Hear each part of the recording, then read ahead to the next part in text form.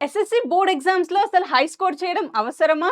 అది తెలియాలంటే video end వరకు చూడు నీకే ఆన్సర్ దొరుకుతుంది.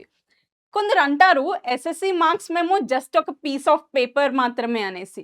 మరికొందరు అరే మార్క్స్‌తో ఏం చేసుకుంటావు అనేసి బిల్డప్ కొడతారు. అది నిజమే. నీ మార్క్ షీట్ జస్ట్ ఒక పీస్ ఆఫ్ పేపర్ మాత్రమే. కానీ ఆ పీస్ ఆఫ్ పేపర్ నీ ఇంటర్మీడియేట్‌కి ఒక ఎంట్రీ పాస్. అంటే నువ్వు ఎక్కడ కూర్చోవాలి? ఏ క్లాస్‌లో కూర్చోవాలి? ఎవరి పక్కన కూర్చోవాలి? నీకు ఏ లెవెల్ ఫ్యాకల్టీ కావాలి? నీ నుంచి ఎంత ఫీజ్ తీసుకోవాలి? ప్రతీదీ డిసైడ్ చేసే ఒక జస్ట్ పీస్ ఆఫ్ పేపర్. అర్థం కాలేదా? అయితే చెప్తా విను. నేనొక అబ్బాయిని చూసాను. ఆ అబ్బాయికి చాలా నాలెడ్జ్ ఎక్కువ. కానీ లేజినెస్ కూడా అంతే ఎక్కువ. ఎగ్జామ్స్ ఉన్నాయని తెలుసు. కానీ ఇన్‌స్టాలో రీల్స్ స్క్రోల్ చేస్తూ చేస్తూ రోజులు రోజులు వేస్ట్ చేశాడు. సరే టైం ఉంది కదా అనేసి న్యూ ఇయర్ తర్వాత చదువుదాంలే, సంక్రాంతి తర్వాత చదువుదాంలే, అరే టైం ఉంది కదా ఫేర్‌వెల్ ఎంజాయ్ చేసి ఫేర్‌వెల్ తర్వాత అయితే డెఫినైట్‌లీ చదువుతాను అని చెప్పేసి రోజులు రోజులు వేస్ట్ చేశాడు. లాస్ట్‌కొచ్చేసరికి ఎగ్జామ్స్ రేపే ఉంది. సో, అబ్బాయి ఏమన్నా చదివాడా అంటే చదవలేదు. బట్ నాలెడ్జ్ అయితే చాలా ఉంది. ఆ నాలెడ్జ్‌తో రాసిన ఎగ్జామ్స్‌లో ఎంతో కొంత మార్క్స్ అయితే వచ్చాయి. సో, మార్క్స్ వచ్చాయి, పాస్ అయ్యాడు, ఆల్ గుడ్. పార్టీ చేసుకున్నాడు. బట్ ఎప్పుడైతే ఇంటర్మీడియేట్ అడ్మిషన్ తీసుకుందామని వెళ్ళాడో, అప్పుడు ఆ అబ్బాయికి రియాలిటీ చెక్ జరిగింది. అంటే ఆ అబ్బాయికి డాక్టర్ అవ్వాలి అనేసి చిన్నప్పటి నుంచి కల. సో, ఎవ్వరెప్పుడు అడిగినా గాని నేను డాక్టర్ అవుతా అనేసి చెప్తూనే వచ్చాడు. కానీ ఆ అబ్బాయికి కాలేజ్‌లోకి వెళ్ళగానే టాప్ సెక్షన్‌లో కావాలి సీట్ అనేసంటే ఎవ్వరు ఇవ్వట్లేదు. ఏ కాలేజ్‌లో ఇవ్వట్లేదు. ఎందుకు మ్యామ్ నాకు చాలా నాలెడ్జ్ ఉంది. నేను తెచ్చుకుంటాను. నేను సీట్ తెచ్చిస్తాను మీ కాలేజ్‌కి అన్నా గాని ఎవ్వరు నమ్మలేదు. వాళ్ళందరిని రిక్వెస్ట్ చేశాడు అబ్బాయి. అబ్బాయి ఇంకా వాళ్ళ ఫాదర్ ఇద్దరు కలిసి రిక్వెస్ట్ చేశారు లిటరల్లీ. అరే! సీట్ ఇవ్వండి మ్యామ్. కావాలంటే డబ్బులు ఎక్స్‌ట్రా కడతాం సీట్ ఇవ్వండి మ్యామ్ అనేసి రిక్వెస్ట్ చేశారు. అయినా కానీ అబ్బాయికి సీట్ ఇవ్వలేదు. ఎందుకు అంటే నాలెడ్జ్ ఉంది అబ్బాయికి. ప్రతి ఒక్కరు చెప్పిన ఆన్సర్ ఒక్కటే. నాలెడ్జ్ ఉంటే మరి మార్క్స్ ఒస్తాయి కదా! మార్క్స్ ఎందుకు రాలేదు అనేసి అన్నారు. కరెక్టే కదా! మీ నాలెడ్జ్‌కి ప్రూఫ్ మీ మార్క్స్ మెమో. మీకు ఎంత నాలెడ్జ్ ఉన్నా కానీ అది ఎవ్వరికీ కనిపించదు అంటిల్ ఆర్ అన్‌లెస్ మీ 10థ్ క్లాస్ మెమోలో మార్క్స్ కనిపిస్తే తప్ప. సో, దాన్ని బట్టి మీ ఇంటర్మీడియేట్‌లో మీకు దొరకాల్సిన ఫ్యాకల్టీ ఎలా ఉండాలో డిసైడ్ అవుతుంది. సో, ఈ అబ్బాయికి ఎక్కడ కూడా టాప్ సెక్షన్‌లో సీట్ దొరకలేదు. అయినా పర్వాలేదు నేను చదువుతాను అనేసి, నా కాళ్ళ పైన నిలబడతాననేసి అబ్బాయి తక్కువ సెక్షన్‌లో అయినా లోయర్ సెక్షన్‌లో జాయిన్ అయిపోయాడు ఎంబీబీఎస్ చదవడం కోసం. సో, ఇంటర్ అయిపోతుంది. ఎండ్ వరకొస్తుంది. బట్ టాప్ సెక్షన్‌లో ఉండే ఫ్యాకల్టీ క్వాలిటీ ఈ సెక్షన్‌లో ఉంటారా అంటే ఎవ్వరు ఉండరు.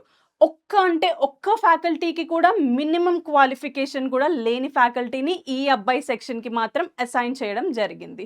సో, మీకు తెలిసినట్టే ఫ్యాకల్టీ బాలేకపోతే ఆ క్లాస్‌లో పిల్లలు ఎలా ఉంటారు? సరే క్లాస్ అవుతుంటే లంచ్ తినడం కానీ, క్లాస్ అవుతూ ఉంటే రీల్స్ స్క్రోల్ చేసుకుంటూ ఫోను చూడడం కానీ, అలా టైమ్ వేస్ట్ చేస్తూ చేస్తూ ఫైనల్‌గా నీట్ ఎగ్జామ్ వచ్చింది. అబ్బాయికి సీట్ రాలేదు. సో, అబ్బాయికి డాక్టర్ అవ్వాలన్న కల కలగానే మిగిలిపోయింది. మీ మీ లైఫ్ కూడా ఇలా జరగాలి అనేసుంటే మీరిప్పుడు శుభ్రంగా టైమ్ వేస్ట్ చేసుకోవచ్చు. కానీ కాదు కదా! మీ పేరెంట్స్ వాళ్ళ లైఫ్ లాగా మీ లైఫ్ ఉండకూడదు. మీరు కష్టపడకూడదు. మీకు డెఫినెట్‌లీ మంచి ఫ్యూచర్, బ్రైట్ ఫ్యూచర్ రావాలనేసి ప్రతిరోజు ఆశపడుతుంటారు కదా! మీ పైన ఎన్నో ఆశయాలతో ఎదురు చూస్తూ ఉంటారు కదా! సో, అవన్నీ నిజం చేయాలంటే మీరు జస్ట్ ఈ 50 డేస్ కూడా లేదు కన్నా సో, ఈ 45 డేస్ ఉంది గట్టిగా చూసుకుంటే. ఈ 45 డేస్ మీరు కష్టపడి చదివితే మీకంటూ సాధ్యం కానిది ఏది లేదు. ఇప్పుడు ఈ 45 డేస్ కష్టపడాలి అనేసి చెప్తున్నాను కదా! అంటే ఏం చేయాలి అంటే మీకు మీరు ప్రామిస్ చేసుకోండి చాలు. ఏమని ప్రామిస్ చేసుకుంటారు? ఈ 45 డేస్ డిసిప్లిన్డ్‌గా ఉండి, డిటర్మినేషన్ పెట్టుకొని టాప్ స్కోర్ చేస్తా. నీకున్న కెపాసిటీ కంటే ఎక్కువ తెచ్చుకోవడానికి, నీకున్న కెపాసిటీ కంటే ఎక్కువ స్కోర్ చేయడానికి ట్రై చేస్తా అనేసి నీకు నువ్వు ప్రామిస్ ఇచ్చుకో. నీకు నువ్వు ఈ ప్రామిస్ ఇచ్చుకునేది చాలా ఇంపార్టెంట్. నువ్వు బుక్ ముందు ఫోన్ పెట్టుకొని మీ పేరెంట్స్‌కి అబద్ధం చెప్పొచ్చు. క్లాస్ వింటున్నాను మమ్మీ అని చెప్పేసి ఇన్‌స్టాగ్రామ్ కానీ, స్నాప్‌చాట్ కానీ వాడుకొని మీ పేరెంట్స్‌ని ఫూల్ చేయొచ్చు. మమ్మల్ని ఫ్యాకల్టీ అయినా మమ్మల్ని కూడా ఈజీగా ఫూల్ చేయొచ్చు. బట్ రేపు ఎగ్జామ్ పేపర్ చూసాక నువ్వు ఫూల్ అవ్వకుండా అయితే చూసుకో నాన్న. సో, ఈ ఎగ్జామ్‌లో ఒక్క ప్రామిస్ చేసుకో.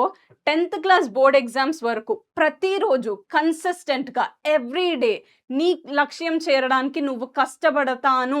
నీకంటే నీ కెపాసిటీ కంటే నువ్వు ఎక్కువ మార్క్స్ తెచ్చుకోవడానికి కష్టపడతాను అని ఒక్క ప్రామిస్ చేసుకో. ఆ ప్రామిస్ పైన, ఆ మాట పైన నిల్చోవడానికి డెఫినెట్‌లీ హార్డ్ వర్క్ అయితే చెయ్యి నాన్న. హార్డ్ వర్క్‌తో స్మార్ట్, ఈ లాస్ట్ మొమెంట్‌లో స్మార్ట్ వర్క్ కూడా చేసేయి. సో, నువ్వు నీకిచ్చే ప్రామిస్ పైన నిలబడకపోతే ఇంక ఎవ్వరు నిలబడరు. అరే! వాడి మాట పైన నిల్చోలేదురా!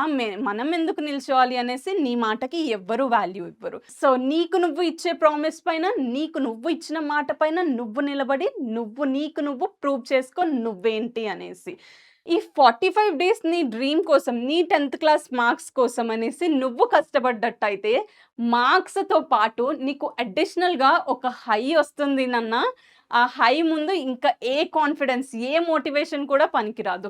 ఇప్పుడు నువ్వు నేర్చుకునే డిసిప్లిన్, డిటర్మినేషన్, కన్సిస్టెన్సీ ఇవన్నీ నీకు లైఫ్‌లో బిల్డ్ అయితే, నువ్వు లైఫ్‌లో ఏదన్నా సాధించడానికి నీ పైన నీకు నమ్మకం అయితే వచ్చేస్తుంది. సో, బోనస్‌గా మార్క్స్‌తో పాటు నీకు ఇవన్నీ స్కిల్స్ ఒస్తున్నాయి. సో, ఒక్కసారి ట్రై చేసి చూడు నాన్న. పోయేదేముంది, మహా అంటే టాపర్ మార్క్స్ నీ సొంతం అవుతాయి. ఓకే మ్యామ్, ఈ 45 డేస్ కష్టపడతాము. బట్ ఎలా కష్టపడాలి? ఇప్పటి వరకు టైం వేస్ట్ చేసాం. ప్రీ ఫైనల్స్ దగ్గరకొస్తున్నాయి. ఫైనల్ ఎగ్జామ్స్ దగ్గరకొస్తున్నాయి. అంత సిలబస్ ఉంది. బోలెడు సిలబస్ ఉంది. ఎలా చదవాలి మరి అనేసి నీకనిపిస్తుందా? నేను స్కెడ్యూల్ ఇవ్వచ్చు నాన్న.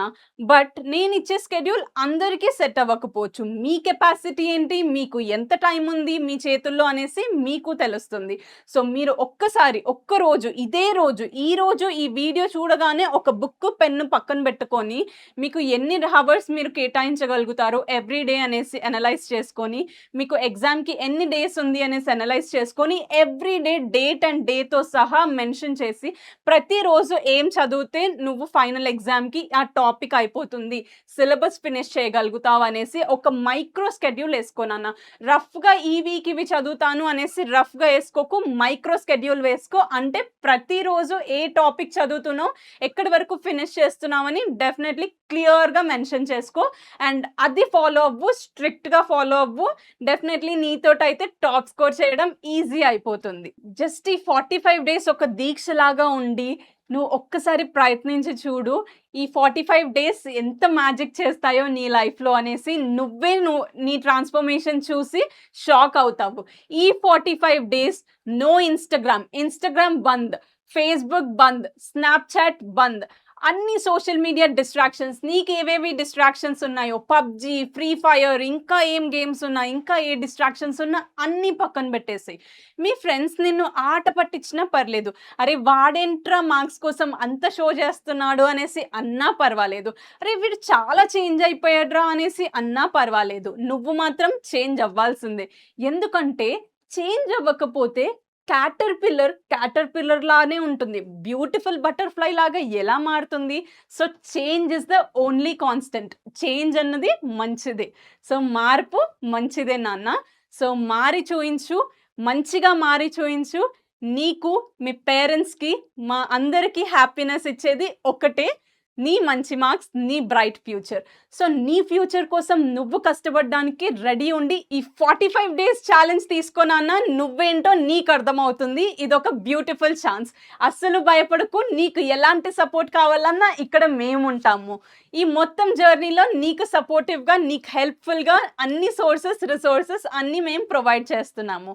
అండ్ నీ పైన నువ్వు నమ్మకం ఉంచుకొని, నువ్వు హ్యాపీగా చదివేసి ఆల్ ది బెస్ట్ నాన్న. Wish you good luck.